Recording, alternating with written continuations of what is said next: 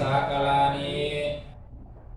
ภิกขุสังฆสาภิกขุสังฆสาโอโนสยามะโอโนสยามะสาธุโนพันเตสาธุโนพันเตภิกขุสังโฆภิกขุสังโฆอิมานิ อิมานิ บิณฑาปตานิ อินาภตานิ อัตตานิ อัตตานิ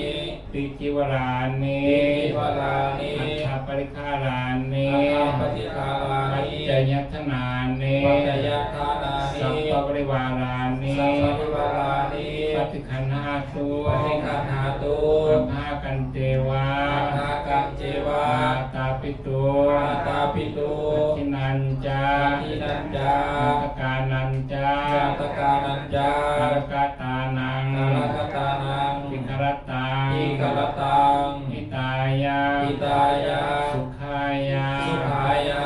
ข้าเดชพระภิกขุสงฆ์ผู้เจริญ เดชพระภิกขุสงฆ์ผู้เจริ พวก ญ น้อยทั้งหลาย น้อยทั้งหลาย น้อมถวาย น้อมถวาย เสียเขาบิณฑบา สง ต ฆ์บิณฑบาต ตาหา อา ร หาร พระไตรจีว พระไตร ร จีวร รองอัฏฐา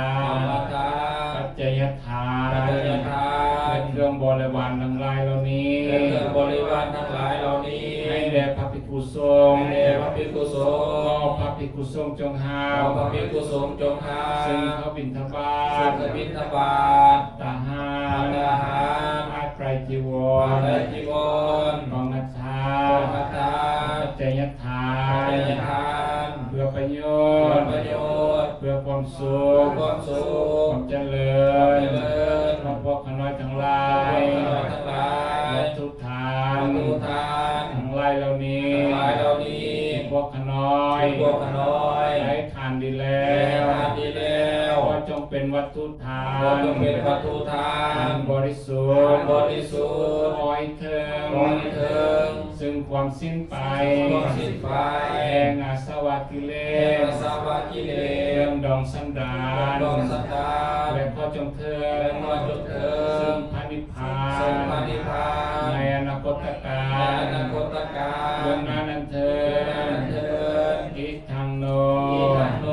ยัตตินังโหตุ ยะตินังโหตุ สุขิตาโหตุ สุขิตาโหตุ ยาตโย ญาตโย ส่วนบุญกุศ ส่ว ล นบุญกุศล ที่คุ้มค่าทั้งหลา ทุ ย กการทั้งหลาย ได้กระทำแล้วในวันนี้ ได้กระทำแล้วในวันนี้ จะเข้าทิศไปให้แก่ ขอที่ไปให้แก่ พ่อแม่ พ่อแม่ ครูบาอาจา ครู ร บา ย์ อาจารย์ ญาติกาวงศา เจ้าหน้าวงศา ที่ได้ลวงรับไปแล้วนั้น ที่ได้ล่วงลับไปแล้วนะ ข้าพระจงมหาเปา ขอให้เงินจุมานาภา ส่วนบุญกุศล ส่วนบุญกุศล ที่คุ้มค่าทั้งหลาย ทุกการทั้งหลาย ได้อุทิศให้ ได้อุทิศให้ เมื่อดังตน เมื่อดังตน ได้กระทำเองนั้นเถิ ได้กระ ด ทำเองนั้นเถิ ถ้า ด พวกเพิ่น พวกเพิ่น ทางยังบ่ฮู้ ทางยังบ่ฮู้